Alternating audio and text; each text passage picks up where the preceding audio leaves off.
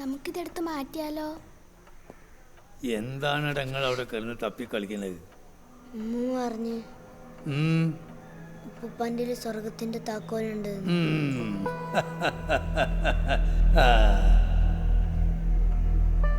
ഈ ലോകമുണ്ടായ കാലത്ത് നമ്മൾ മനുഷ്യന്മാരും സ്വർഗത്തിലായിരുന്നു, പടച്ചോൻ്റെ ഒപ്പം.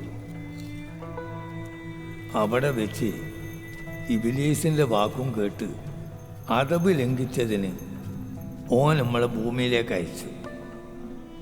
പക്ഷേങ്കിൽ തിരിച്ച് സ്വർഗത്തിലേക്ക് പോകാനുള്ള താക്കോല് ഓൻ നമ്മളെ കയ്യിൽ തന്നെ തന്നിട്ടുണ്ടായിരുന്നു.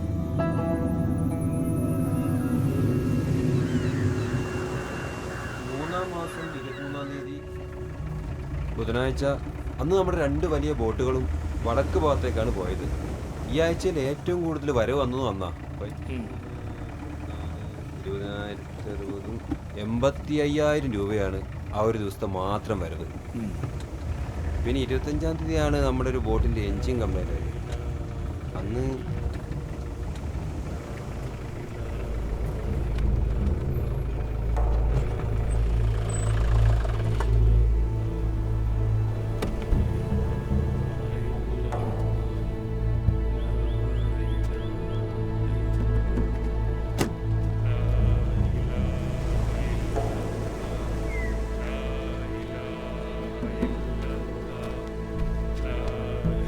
എന്താണ് അജയ് മഹണമായ തോന്നി തുടങ്ങിയോ?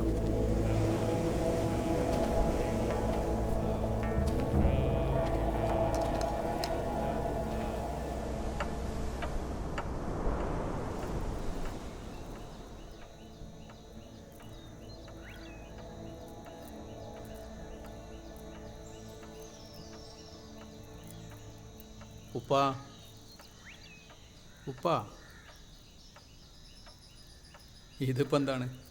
ഞങ്ങളെല്ലാവരെയും വിളിച്ചു വരുത്തിയിട്ട് നിങ്ങളിങ്ങനെ മിണ്ടാതിരിക്കുകയാണോ? അത് തന്നെ.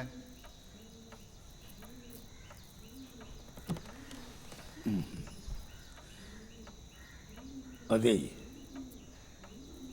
ഞാൻ ഇതുവരെ നിങ്ങളോട് ആരോടെങ്കിലും എന്തെങ്കിലും ആഗ്രഹം പറഞ്ഞിട്ടുണ്ടോ? അതിനുപ്പാക്ക് പ്രത്യേകിച്ച് അങ്ങനെ വല്ല ആഗ്രഹം ഉണ്ടോ? അതെ, എനിക്കൊരാഗ്രഹമുണ്ട്. നിങ്ങൾക്ക് എന്താഗ്രഹമുള്ള വെച്ചാൽ പറഞ്ഞോളിപ്പാ, അത് ഞങ്ങൾ നടത്തി തരൂ അല്ലേ? ഞങ്ങൾക്ക് കണ്ട സൗഭാഗ്യങ്ങളെല്ലാം ഉണ്ടാക്കിയത് നിങ്ങളല്ലപ്പാ.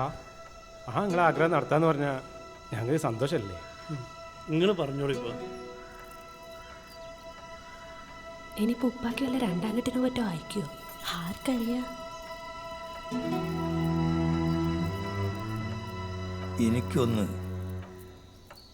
മയ്യത്തേട്ടലിൽ പോകണം. അതിപ്പോൾ ഉപ്പ മയ്യത്തായാലും ഞങ്ങൾ തന്നെയല്ല കൊണ്ടുപോവുക. എനിക്കതിന് മയ്യത്തായിട്ടല്ല, ജീവനോടെ അതിൽ പോകണം.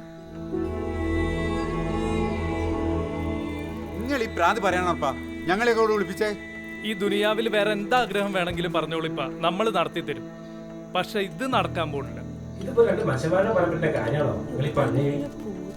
മാത്തിയുടെ ചായയൊക്കെ നീ ഇങ്ങോട്ട് പോരും. ഇതിപ്പോൾ ഒരു മാതിരി വയസ്സാകുമ്പോൾ മനുഷ്യന്മാർ കുട്ടികളെ മാതിരിയാന്നൊക്കെ കേട്ടിട്ടുണ്ട്. ഇതിപ്പോ കുട്ടികൾ പറയും അമ്മാരി വർത്താനോ? ആ ആഗ്രഹങ്ങൾ അങ്ങോട്ട് മറന്നടിപ്പാ.